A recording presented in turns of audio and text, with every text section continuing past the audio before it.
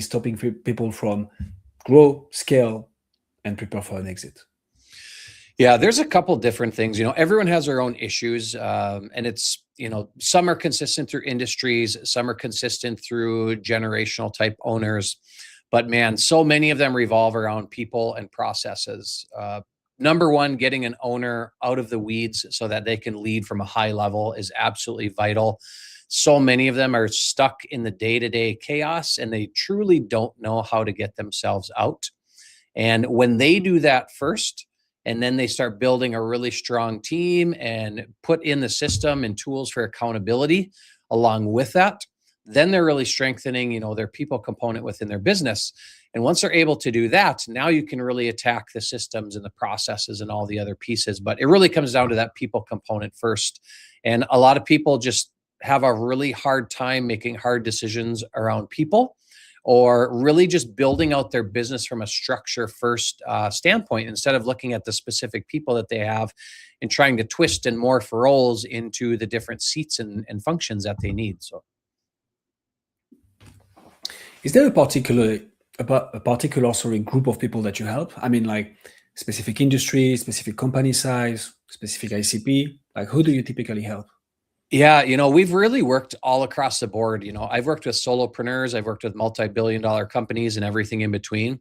Our sweet spot really, though, is businesses that are growing, scaling, and they're moving fast, and they really need a system in place to kind of honestly stay on the rails.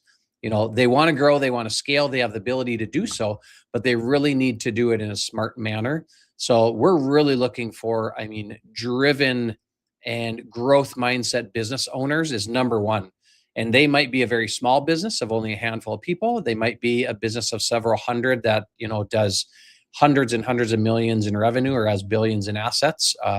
We apply the same concepts, same principles to either type of business and everything in between, and get fantastic results. So that's interesting, because I guess what takes a small, even medium-sized business to grow, scale, and exit has nothing to do with what it takes to a multi-billion-dollar company to grow, scale, and exit. So what are the lessons, what are the teachings that you can apply to both? Or is it just that you come in with a very tailored approach, whatever the case of the client is? Yeah, we come in, with a very specific tool set. And one of the things we do really, really well is we're really good at the beginning stage with businesses when they sit down to talk with us initially around asking really calibrated questions. And one of the most important things is really twofold. Number one, where do you really want to get to? And number two, we dig really deep to really find out what the core issues are. Because big, small, medium-sized businesses, it doesn't matter. A lot of people, number one, don't have true clarity on what they need, what they want, where they're going, why they really want to do it, what they're really chasing, what that exit plan is at some point in time, because that's really vital as you build and scale a business. And then just having the system to actually get you there, because it doesn't matter the size of your business. Tools are tools within business, tools for accountability, tools for clarifying your vision, dialing in processes. It doesn't matter how big your business is. Everyone needs processes. They need people following them. They need people accountable to them. So when we really dial in those two things, where do you really want to get to? What do you really want? But then really diving deep to see what is actually truly holding you back, because so many business owners think it's something, and there's root core issues that are much deeper than that. And we're really good at pulling those out for companies.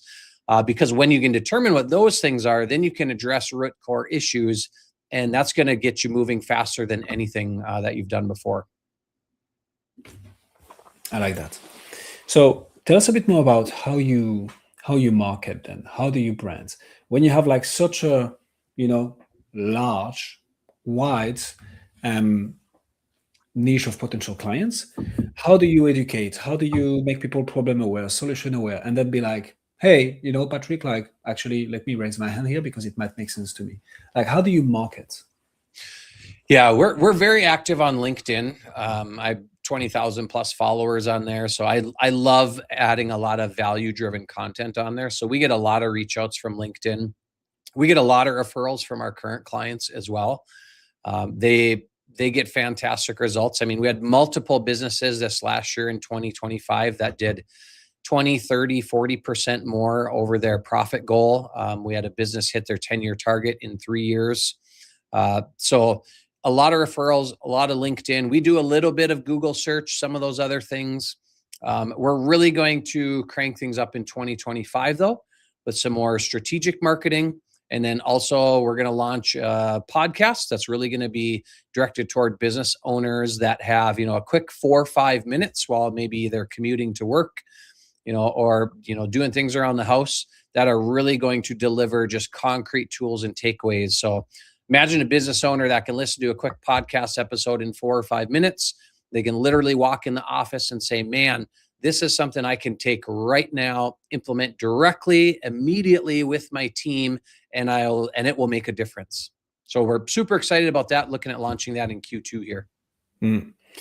So I guess just for the audience, Patrick meant 2026, I suspect. Correct. But I mean, don't get me started on podcast. Like, obviously, I do believe this is an amazing format. That's interesting. So let's double down on a few things that you mentioned. So 2026, much more marketing efforts. So that's going to be the podcast. Let's start there. Why the 5 to 6 minute format? Like, what makes you believe and go for this one? The reason why is, I've done previous podcasts in the past. My favorite one I did was really diving into business owners of how they really got to where they are. So it wasn't talking about all the success they've had. It was talking about everything leading up to this success. And that was really popular. It was successful. It was a blast. But honestly, it was a huge commitment on my part to take, a couple hours a week to do that. And I'm looking for something where, so many of our business owners, they're just short on time. They're busy. They don't have, an hour or two a week, maybe sometimes to dive into that stuff, but they still want the takeaways. They still want the value-driven content like that. So we really kind of put 2 and 2 together and said, how do we deliver the most value in the shortest amount of time, make it really impactful? There'll be no fluff to it. It'll literally be hop on. Hey, you guys, here's the tool we're talking about today. Boom. Here's the big why. Here's how you use it. Here's where you can go download it now. So just short, sweet, and impactful. That's what business owners want. Amen to that. I'm a fan of long form, but sometimes having a quick bites of knowledge, helping you realize something new, is definitely a format that works. So tell us a bit more about marketing then. You mentioned the podcast. What else are you looking at in 2026? What has worked for you in the past? So LinkedIn, you mentioned, people reaching out to you, referrals. So referrals is, for me, the result of doing an exceptional job, right? So yep. It's my belief that consultants should have that. Tell us a bit more how you move the conversation forward on LinkedIn. So how do you select the content that you're going to publish? What do you focus on? How do you get people to reach out to you? And then what's the process to get them into, a conversation, potentially a second conversation, an SOW, a letter of engagement? Like for B2B coaches and consultants listening to us right now who haven't nailed LinkedIn with the proper accent, what do you recommend, Patrick? Yeah, I'll kind of work backwards from that whole process. So Please. End in mind, we're looking for someone just to fill out a contact form or, direct message me on LinkedIn, whatever it may be. We take a really authentic, genuine approach to how we do business. We don't like transactional. We don't do spammy. We don't do the, mile-long landing page showing how great we are and all those things. We just want to have, honestly, a deep conversation with a business owner. We want to get one-on-one with them and say, hey, tell me about your business. What are you feeling? What's going on? What's not working? What do you really want from your business? How do you see yourself exiting this thing? How are you trying to grow and scale it? What's working? What's not working right now? And 9 times out of 10, we're able to really dig deep very, very quickly and get to those core issues that they're actually dealing with and provide them the solution for what they're really looking for. Whether it's, I'm a Expert EOS Implementer. So any of you that are familiar with EOS or Traction, the entrepreneurial operating system, we've implemented that with almost 100 companies all around the globe. I'm also a value builder advisor. So that's a platform that we can implement for companies where they're starting to think about exit or succession within their company, and it really helps them drive the value of their organization in advance of that. And then we also do exit planning as well. So taking them through those three gates of exit planning, discover, prepare, decide, so that they can put themselves in a really good spot and be really proactive about getting the most out of their business. So in that conversation, we're really looking for just, hey, can we help? Number one, what are the core issues? Can we help solve those things? 9 times out of 10, we can. If we can't, we'll gladly push you off to a partner or another connection or try to help someone as much as we possibly can. But from there, where most of those inquiries are coming from is we are really about value first. So when we really approach, our marketing, we really try to provide just value around the tools, takeaways, things people can implement right away. We don't like the selling approach. We'll put calls to action, on our posts and things like that sometimes, but we want people to see our post. And we get this comment all the time from people. They'll comment or they'll message me and say, you guys just have a really unique, authentic approach. And when I read your stuff, I can just feel how genuine you guys really are. We've had people look at our website, which actually is going to get relaunched here in about a week to 2 weeks. People will look at it as well. Don't look at it yet. Go look at it in about 2 weeks when you hear this, because it needs a lot of work, believe me. But we take a lot of pride when people say, man, there's just something different about you. You guys are just really, really authentic and genuine. We're not going to put you on a sales call with some person you don't know, and they're going to just try to push you across the finish line. And then, hey, I'm going to introduce you to Patrick. We don't do that kind of stuff. You're going to hop on a phone call one-on-one with me. I want to dig deep, see if we can help you. And if we can, awesome. If we can't, we're going to try to find someone else that can. So the episode should go live in about 2 weeks on the podcast platform. So we'll put the link of the website in the show notes. For the people watching this live, wait a couple of weeks.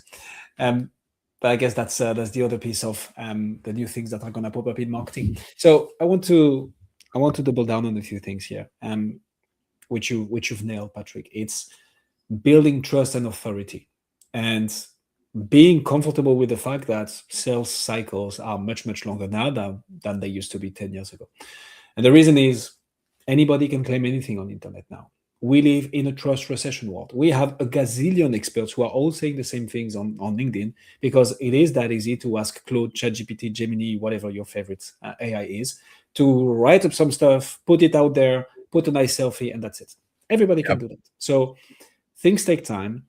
Personalization, taking the one-on-one time, which is why I like the podcast. I like the one-on-one call with the founder. And it's actually in the unscalable that you're going to deliver huge amount of value and learn how to productize that at some point, if that's the goal. But I think we need to be comfortable with the fact that, one, you need to be out there now. Fine, rely on referral, that's cool. But if you want to grow, you need to have a brand. You need to have an acquisition channel. It's going to take time. And you need to do it in a genuine, consistent way for a long period of time. I think we kind of tackled already the sales cycle into this. Tell me a bit more about retention, Patrick. So you help those business owners grow, scale, potentially even exit. Retention and, getting another engagement and another engagement and another engagement with the same clients is also a good way to grow a consulting business, because then you don't have a leaky bucket. How do you do that? How do you, in your practice, optimize for retention? Yeah, our engagements, with clients, they're usually at least a minimum of a couple to a few years. And we tell clients right away up front, if you're looking for the magic silver bullet, the thing that's going to flip your business in 3 months or 6 months, we're not going to be the person, nor are you ever going to find that person, right? So we take, I don't want to say a longer approach, but we take a very, very realistic approach with businesses in tackling what they're dealing with really piece by piece. The model that we kind of spin and always talk about, especially with prospects, is the goal is to find what are all the things that you're dealing with. Sometimes we compare that to like a puzzle.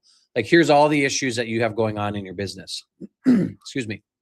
And what we're going to do is we're going to take a look at all those puzzle pieces, and we're going to determine what are the first root cause initial puzzle pieces that we really need to kind of put together. And once we get those pieces put together, the really foundational pieces, we literally implement what we call foundational tools within EOS with our clientele. Once we get those pieces in place, as you know, in business, it's just the next challenge. The next issues are going to rise to the surface.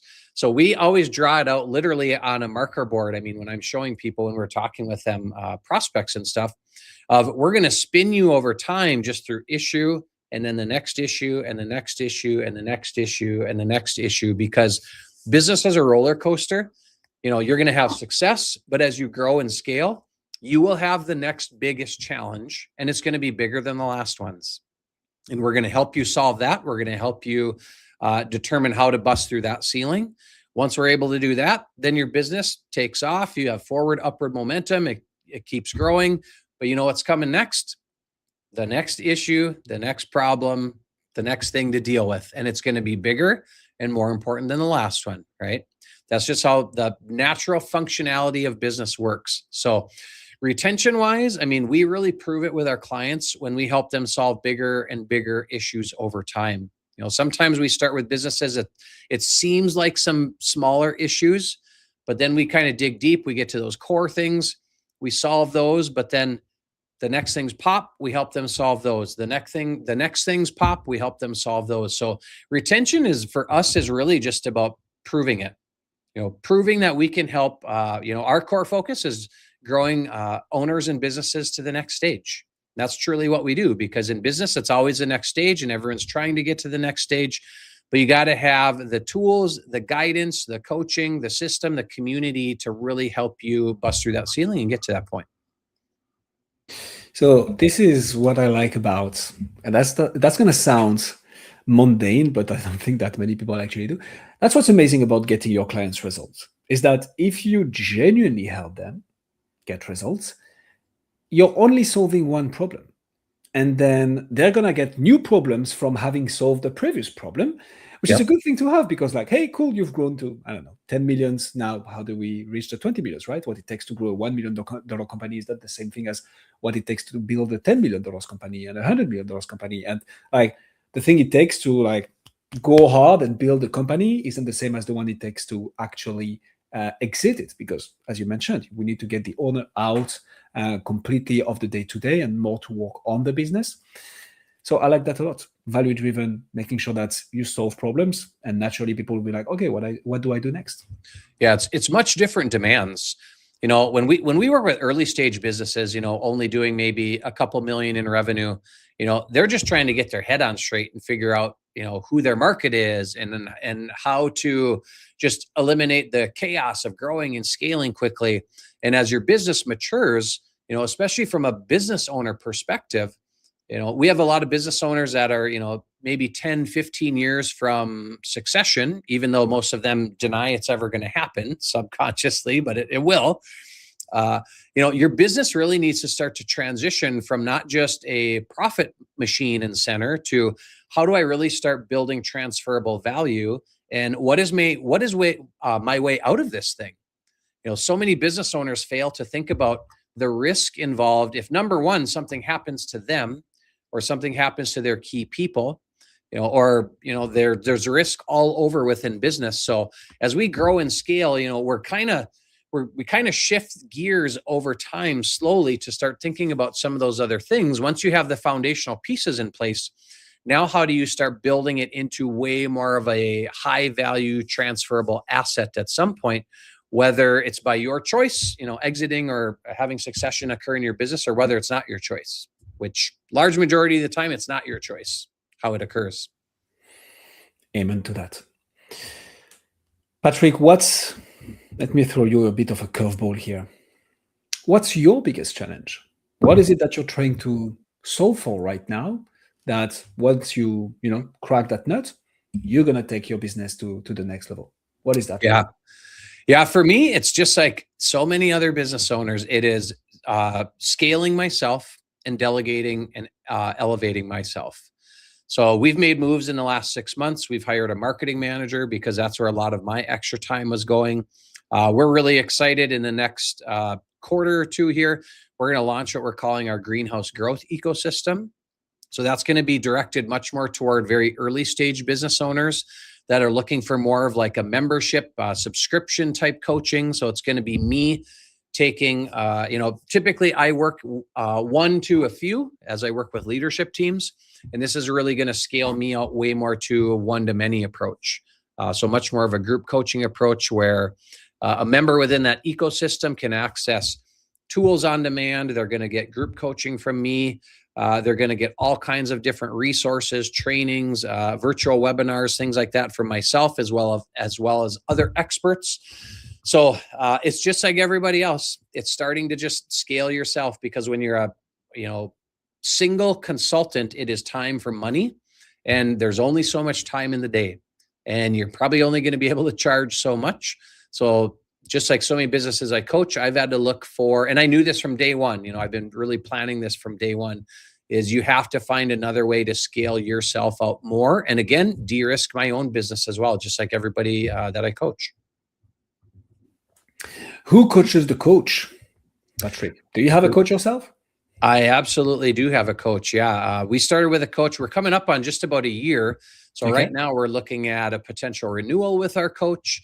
Or do we go a different direction? We've really liked working with him. He's an individual out of Toronto. I'm not going to say who it is, but we've greatly enjoyed working with him. And the reason we picked him was he really specializes with founder-led businesses. And he's done a fantastic job really amping up our marketing, really helping us kind of develop out this ecosystem that we're launching in the next year. So every coach absolutely needs to have a coach, because we are not the anomaly or the exception. We are dealing with the same things all the time that we literally are coaching our owners on as well. So I like that a lot. And I do strongly believe in hiring people who embody what you're hiring them for. What do I mean with that? Like, if you go to a fitness coach, there is no judgment whatsoever here. It's just like, if you go to a fitness coach, you expect the coach to be fit. If you go to a business coach, well, obviously you expect their business to be in good shape, but like, are they going through the same journey? Like, did they solve the problems that they are helping me solve right now? Yeah. It's very much like eating your own dog food, or since a client of ours said this, and I love it, drinking our own champagne, because of French origins, I need to embrace that. Yeah, one of the biggest challenges I see in people looking for coaches is they select a coach that is way too far ahead of where they are. And they don't realize that that person has lost touch with, they were there 10 years ago. They don't remember what it feels like. They don't remember the issues that occurred there. So I love working with coaches that aren't too far ahead of where I am as far as revenue, processes, the issues that they're dealing with, because they've just recently gone through those and they are most apt to help you with those things now. That's a very interesting perspective. Like, having a coach that is a few steps ahead of you, not like a gazillion steps ahead of you. But so then how do you select them, right? Is it like asking them like, hey, how much are you making per year right now? Or like, how do you make sure that you select a coach that is fit for you? Yeah, I'm a big fan of, the coach we work with. He's much more of a small boutique shop type coach. And I love that style. It's way more personalized. It's way more realistic. It's not this big box, multi-millionaire where you're just getting a bunch of generalized information and you sit in, a group coaching of, 500 people or something like that. You can't get an email responded to. I want to work with someone where I can text them, I can call them, I can shoot them a quick message. I get a response from that actual person, because they're most in tune with what I'm going through right now. You know, those big box coaching companies, I'm just not a fan. I wouldn't recommend them. And that's just my personal opinion, I guess. I've found great success in working with the smaller guys. Who am I to argue? Patrick Metzger, ladies and gentlemen, and if I'm butchering it, please correct me. Patrick, if people want to find out more about you, see what you do, check out the website in 2 weeks' time. Where should they go? Yeah, our website is growingforsuccess.com, and that's the number 4 in the middle there. Log on. We have a great blog. We have trainings coming up. Like I said, we're going to launch our greenhouse growth ecosystem here shortly. But yeah, fill out a contact form. Like I said, one-on-one conversation with me, see if we can help and take you to the next stage. We'll put all the links in the description. If you want to check out Patrick's content on LinkedIn, we'll put the link there as well. I can say one thing for sure, Patrick, is that you've gotten at least one new connection on LinkedIn out of this interview. Me, I just added Appreciate it. Thank you so much for coming on Consulting Leaders, Patrick. Hey, thanks so much for having me. Appreciate the time. Thanks for joining us on this episode of the Consulting Leaders Podcast. We hope you learned valuable lessons on how to grow your practice and take your business to the next level. Make sure to subscribe and leave us a review wherever you're listening to this show so you never miss an episode. To apply and be a guest on the show, click the link in the description. See you next time.